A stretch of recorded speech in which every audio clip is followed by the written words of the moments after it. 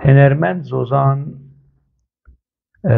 ez yek ji kesê dema ku zarok bûm milistanê wê guhdar dikir. Dema em apoçî bûn, xwîna me germ bû, serê me germ bû.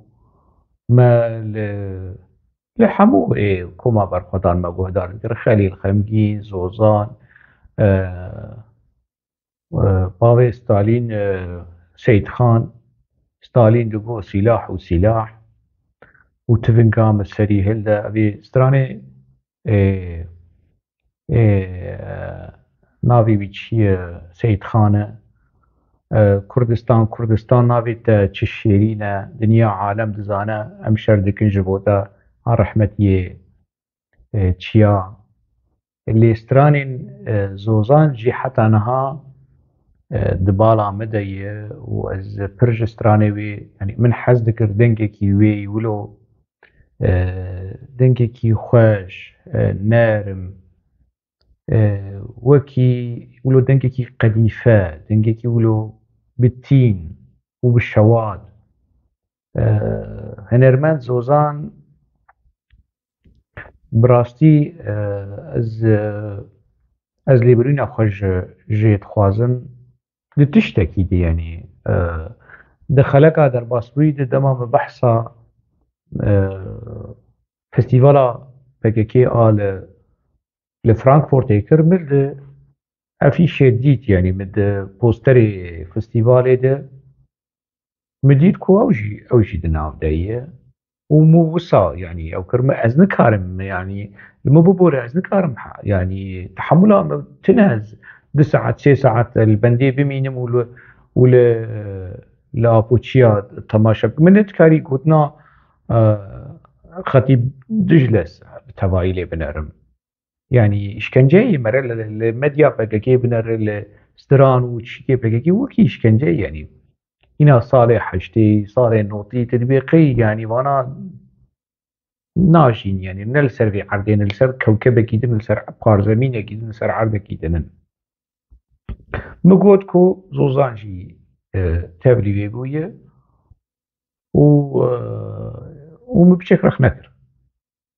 Biçek rex ne li Hunermend Zozan. Lê ez lêbirîna xwe jê dixwazim tenê di vê çîroka hanê de ku Zozan tevlî wê nebû. Komment jî nivîsand li ser kanala min a YouTubeê, hinek me li hev jî vegerand wilo. Lê ez rastî bêjim mamoste Zozan yanî stranê te heta roja îro di bala me den yanî stranên li ser va çim şoreşê lê dayê bes xwe me girîn e û li gundê me dawet e Zeyneba me Hefsa Amedê li ser stranê te li ser Hefsa Amedê strana te ya dîrokî û herî girîng Bîngolşewtî Mijdoman e. Ev stranên te yên xweş, ên welatparêzî, ên şoreşgerî ti carî yanî eger wijdan hebe ez ji bîr nakim. Stranên wê qûnavê bûn, wê demê bûn. Ez hêvî dikim tu lêbirîna me qebûl bike di wê mesela ku tu tevlî festîvala apoçiya nebû.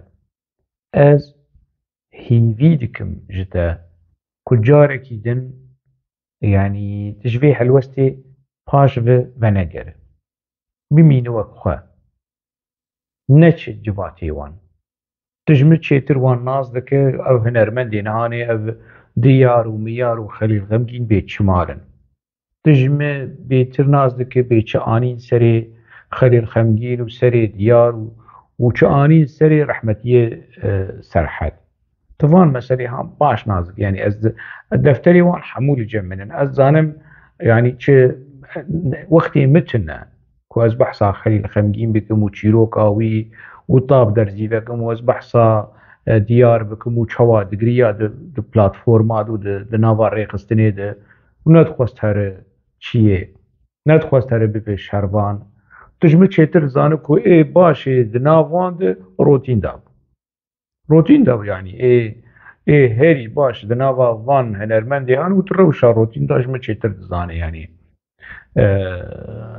ڕەوشاویە وەکی ناسناماویە جنسیت و چێتردا هەری قەنج و درست di nava wan de rotînda bû ji ber çê ji ber ku çû şer dema digot ha gerîla çû di nava gerîla de maye rahiştiyê sîlah û di nava gerîla de yanî xistinê zindanê jî û wî işkence kirin ji ber nasnamawiya cinsî îja yanî tu pekekê baş dizane yanî ez hêvî dikim ku tu li ser helwesta xwe bimîne li ser helwestekî bi rastî yekî ji pekekê re bêje na ez tevlî nabim ev gelekî baş e ez hêvî dikim li ser medya pekekê te dernekeve li ser Stêrk TV û nizanim çi Penêr TV û medya haber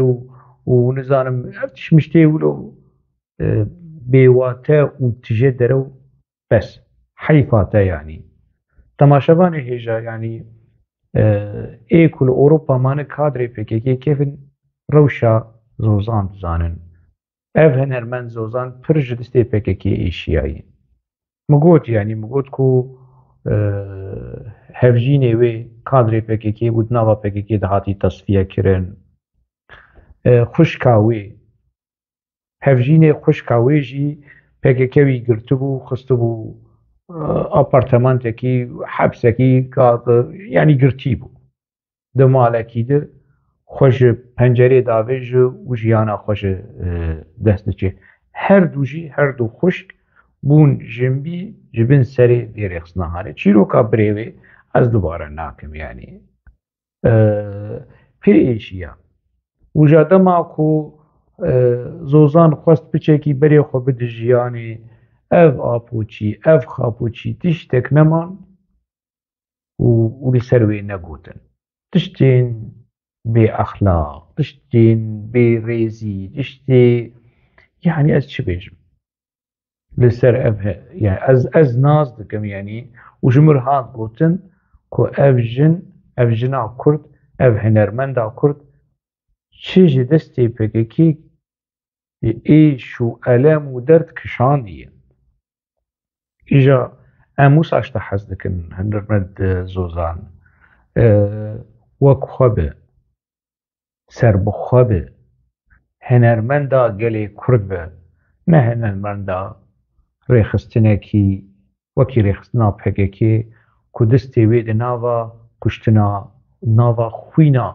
hevalê wê de heyî